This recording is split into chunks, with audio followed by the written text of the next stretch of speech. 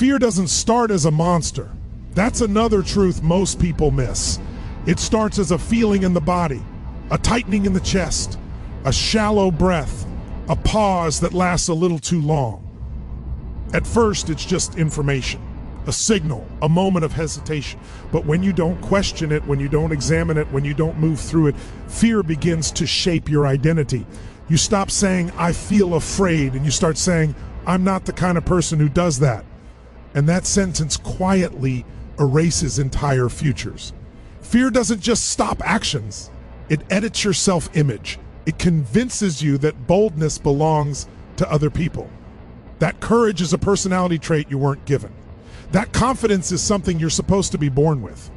So you adjust your expectations downward. You tell yourself you're being humble. You tell yourself you're being realistic. But what you're really doing is negotiating with fear so you don't have to confront it. And fear loves negotiations because every time you compromise with it, it takes a little more ground. It says, okay, you don't have to do the big thing, just don't do the small thing either.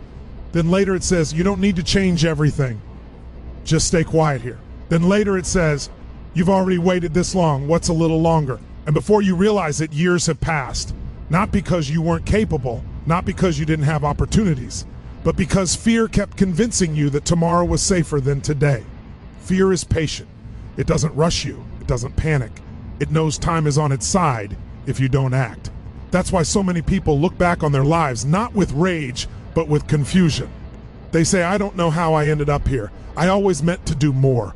I always thought I'd change eventually. Fear doesn't destroy dreams in one dramatic moment. It dissolves them slowly through delay, and delay feels harmless. You don't feel like you're giving up. You feel like you're waiting. But waiting without action isn't patience. It's surrender. Fear also isolates you. It makes you believe you're the only one who feels this way, that everyone else has it figured out, that you're behind. So you don't talk about it. You keep the doubts private. You keep the insecurity hidden. You keep the longing quiet. And silence gives fear even more power, because fear grows strongest in isolation. It feeds on comparison. It feeds on assumption. It feeds on the belief that if people really knew you, they'd reject you. So you perform instead of live. You present a version of yourself that feels acceptable. You smooth out the edges. You avoid questions that might reveal your uncertainty, and slowly you drift away from who you actually are, not because you wanted to lie, but because fear told you authenticity was dangerous. Fear convinces you that being seen is the same as being exposed, that if people see your ambition, they'll judge you, that if people see your struggle, they'll lose respect for you, that if people see your growth, they'll resent you. So you stay small, not because you lack potential, but because fear tells you visibility has consequences. And here's the part that hurts the most. Fear doesn't just limit what you do, it limits what you allow yourself to want. You stop dreaming honestly. You stop imagining freely. You censor your own desires before they even fully form. You think that would be nice, but... And you never finish the sentence, because fear finishes it for you. Fear says, don't get your hopes up. Fear says you'll just be disappointed. Fear says better not want too much. And a life without desire becomes flat, predictable, safe, empty. Most people don't realize how much fear has shaped their life because it didn't arrive as pain. It arrived as comfort. It offered protection from embarrassment, protection from rejection, protection from failure. But protection has a hidden cost. It protects you from growth. 2, it protects you from discovering what you're capable of.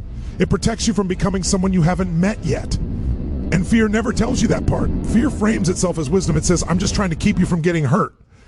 But it never asks if staying small is hurting you more. Fear focuses on immediate discomfort and ignores long-term regret. It asks, can you handle this right now? It never asks, can you handle staying the same for the next 10 years? And that's the question most people avoid. Because when you sit with it honestly, the answer is uncomfortable.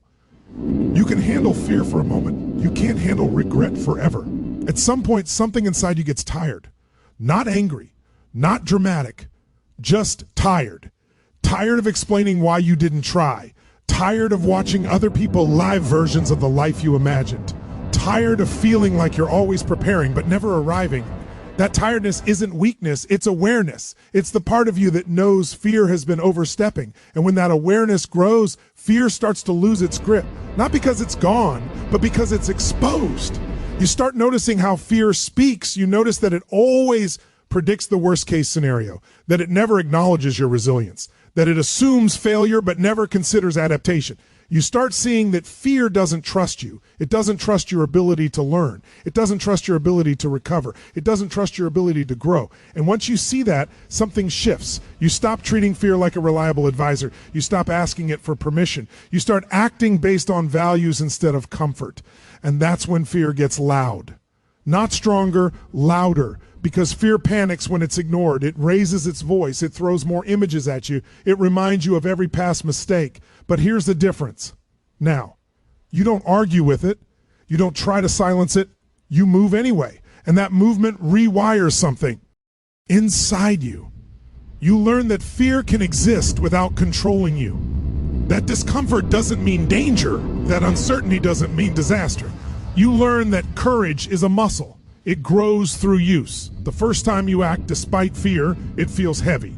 The second time, slightly less. The 10th time, it feels familiar, not easy. Familiar. And familiarity breaks fear's spell. You stop being surprised by it. You stop being intimidated by it. You recognize it as part of the process, not a signal to stop. That's when your relationship with fear changes. It stops being a wall. It becomes a doorway, a sign that you're stepping into something that matters, and that realization is powerful because it reframes your entire life. Instead of asking, how do I avoid fear? You start asking, what is fear pointing me toward? And the answers are rarely small. Fear points to the conversation you've been avoiding. Fear points to the decision you've been delaying.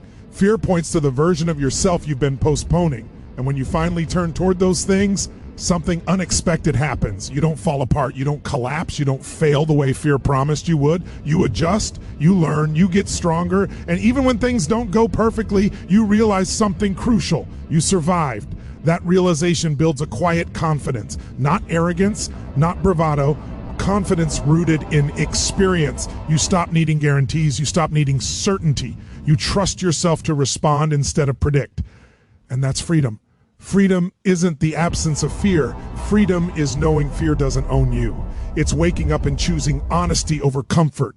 It's choosing growth over familiarity. It's choosing to live a life that feels real, even when it's uncomfortable. Most people never do this work, not because it's impossible, but because it's internal. No one claps for it. No one rewards it immediately. No one sees the daily decisions you make to stop shrinking, but you feel it.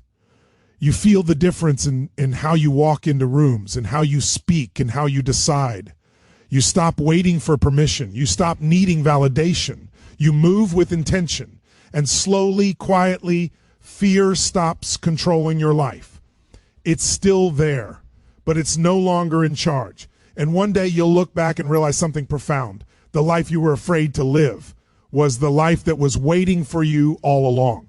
Not because you eliminated fear, but because you finally chose yourself over it. And that choice changes everything.